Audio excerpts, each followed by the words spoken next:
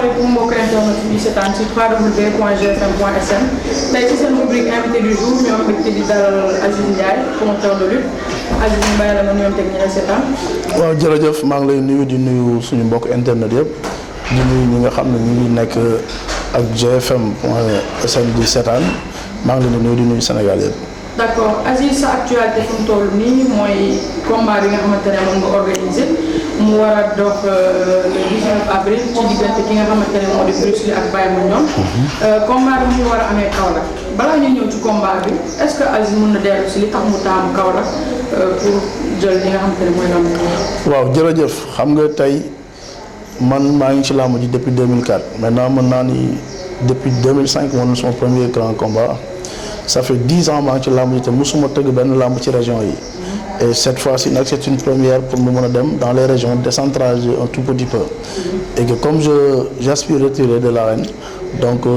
mënuma tëgg làmb lu ma 10 ans ba koy bàyyi te dawuma ci région yi ensuite tam le parrain habite à Kaolack Maître Nafissatou Diop Cissé elle habite à Kaolack nekk responsable politique là-bas nekk suñu xarit aussi et je peux dire que bi ma ko tuddee làmb ji ba léegi gisuma ko parce que je le fais que par yéeg-yéeg moo tax ma def ko je l'ai defuma ko pour leneen ensuite suñu beneen xarit bu ñuy wax Mounzir Niass nekk foofu aussi tam pour jàppale ko ci liggéeyam aussi ñu tuddee ko combat bi comme ñoom ñaar ñëpp nag suñu ay nit dëkk Kaolack loolu moo tax ñu yóbbu ko Kaolack. d'accord Aziz dëkk Kaolack mu organisé ba. comme ni nga waxee marraine bi moo fa dëkk. léegi fan nga toll ci wàllu wàccaay yi. waaw wàllu wàccaay yaakaar naa ne ñu ngi ci les derniers réglages semaine passée demoon naa Kaolack. rencontré naa le commissaire central de Kaolack rencontré naa ki yor inspecteur régional bi nekk foofu ki yor stade bi on a discuté naa waa inspection bi nekk foofu bon on a tout lépp daal tegu na ci yoon ba nga xam ni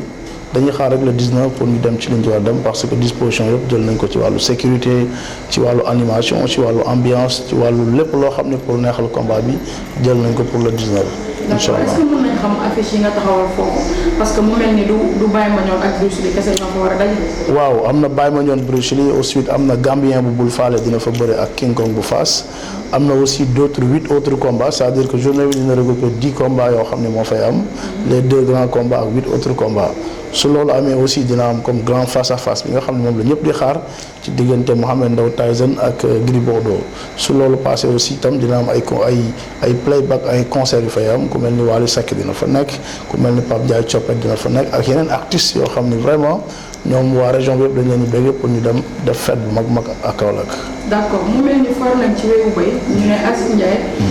pour gën a booster ki nga xamante ne mooy Baye Mandione ak Bruce Lee dafa dig kenn ku gagné ci combat boobu beneen combat le 3 mai ci diggante Gris Bordeaux ak Tyson est-ce que mën nga dëggal loolu. waaw sans problème wax naa leen ni ñoom ñaar ku ci daan dinaa def le maximum pour outer l'adversaire su fekkee ni raisonnable nga aussi su fekkee ni defoo ji koy mbër xam nga mbër yi souvent dañoo habitude suñu daanee benn combat rek dañuy jéem a yëgal enchère yi mais képp ku ci raisonnable rek incha allah le 3 ñu bëre loolu amul benn problème.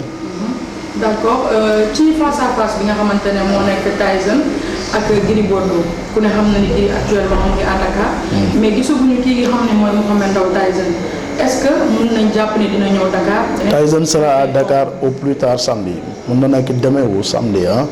au plus tard dans les 48 heures il sera à Dakar pour leeral la ni les 2 lutteurs sont à Kaolack on a même signé des avenants au niveau du CNG c'est avenant yoo xam ni. mooy date d'arrivée des lutteurs comme je peux dire que le CNG a convoqué Gris Bordeaux à 19h à Kaolack a convoqué Tyson à 19h30 à Kaolack cela veut dire que ni dañu signé ay contrat yu clair au niveau du CNG pour mën a garantir seen présence loolu moom yaakaar naa ni lu wóor la te lu am firndeel incha allah. d'accord dañuy gis ni Aziz day indi à chaque fois ay innovation suy organiser ay combats. léegi ci diggante combats yi nga xamante ne moom nga jëm lan mooy innovation majeure yi nga xamante ne moom la. waaw innovation yi je peux te dire que ni ci combat le 3 mai il y a beaucoup de choses yu ñu war a def. à partir de semaine prochaine am na benn film bu ñu réalisé boo xam ni qui va parler que de la lutte et qui va parler du combat de Tyson Gris Bordeaux ci jaar-jaaru Tyson film lay nekk c'est-à-dire benn long métrage lay nekk boo xam ni ay xale ñoo ko joué mais ça c'est du cinéma réel cinéma la quoi nekkul film tout mais film boo xam ni bëggoon dinañ retracé waat lu bari ci ñaari mbër yi je pense ñu ngi koy tourner au plus tard semaine prochaine dina pare suñu jógee foofu dina am benn documentaire bu ñuy def boo xam ni on va le faire sur la vie de Tyson et la vie de Gris Bordeaux seen jaar-jaar depuis bi ñu nekkee xale fi ñu jàngee seen école seen carrière lan moo tax ñu nekk mbër ba li ñu doon tey suñ fa jógee aussi le 25 bëgg nañ def benn dîner de gala boo xam ne dinañ jël benn artiste renommé qui va le faire avec le parrain ñu def remise drapeau bi defaale benn dîner boo xam ne on va inviter tout le monde waxtaan def benn panel sur la lutte ensuite bu ñu fa jógee nag le 3 mooy manifestation bi incha allah. d'accord dégg nañ tamit également ni Doudou Yakati mu ngi studio. pour war a def morceau pour ñaari mbir yi. c'est vrai Doudou Yakati def na morceau bi ba pare boo xam naa ni au plus tard incha allah mardi sur l'œil du tigre dañ def lancement au morceau bi. boo xam ni Doudou Yakati moo ko def way ñaari mbir yi aussi way combat bi. d'accord ñu doon dégg tamit Aziz ne combat Gris Bordeaux ak Tyson mooy nekk dernière journée bi. lan lañ mën a jàpp ci loolu yaa ngi ci ba tey wala. oui je le confirme mooy nekk suma dernière journée parce que comme ni ma koy waxee souvent moi j'ai tout fait dans la lutte pour dire vrai je n'ai plus rien à prouver quoi te man dama bokk ci ñi nga xam dañu gëm ni soo defee li nga war a def tu le fais très bien après soo paree la tu te retires tu laisses les autres devenir. Moi j'ai organisé toutes sortes de combats tey mën naa ni Eumeu Sène maa ko mujjee tëgg Balla Gaye maa ko mujjee woon tëgg Tapha Tine muy Gouye Gui muy Zos les Modou Lo j'ai organisé tous les lutteurs tous les ténors yi fi nekk yëpp organisé naa leen excepté benn mbër rek laa tëggul bon te je le regrette su yàlla dogaloon mu mënoon ko tëgg avant may dem mais dommage que ni yàlla dogalu ko muy le cas Yékini mais j'ai organisé tous les lutteurs yi fi nekk donc nga xam ni ku def li nga war a def nag da ngay dem ci bi dem jotee moo tax ce combat là je vais le faire très bien même je vais le faire moo tax énergie bi ma ciy dépensé je le fais pour vraiment jox benn au revoir bu rafet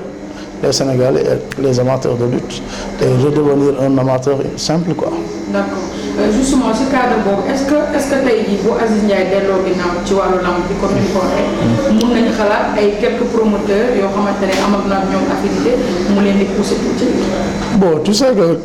tout est possible dans la vie hein mais en tant que notre structure Aziz Production et man Aziz moom bon dootuñu organiser combat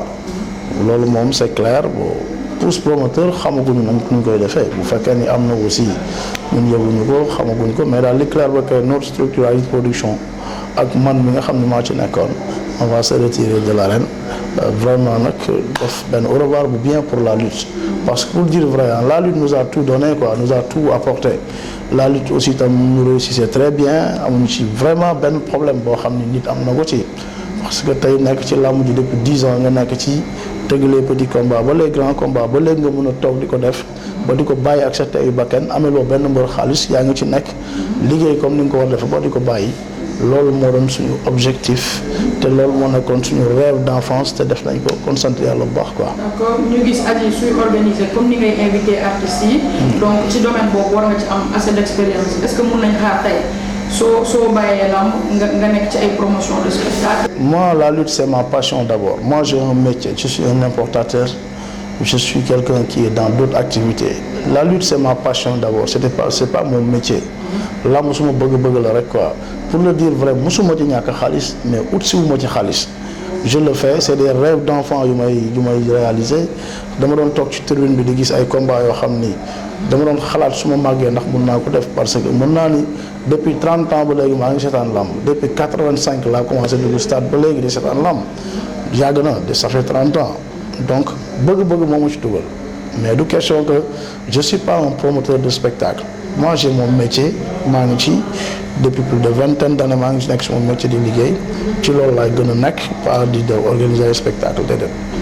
d'accord Aziz ñu lay jaajëfal ñu bàyyi la soo amee message booy lancer pour sa journée bi di ñëw. waaw message bi may lancer mooy di jox rendez-vous Sénégalais yëpp ak internet yëpp dimanche le 19 ci diggante Baye Mandione Bruce Lee ak Gris Bordeaux Tyson ak yeneen spectacle à Kaolack di remercier nag ñi dëkk Kaolack ñëpp. il y a des gens yu nekk foofu yoo xam ne ñuy jàppale ku mel ni Moussa nekk Kaolack mi ñuy jàppale bu baax a baax ci wàllu organisation bi di remercier le monde entier di remercier vraiment le CNG de lutte le président Alioune Sarr merci.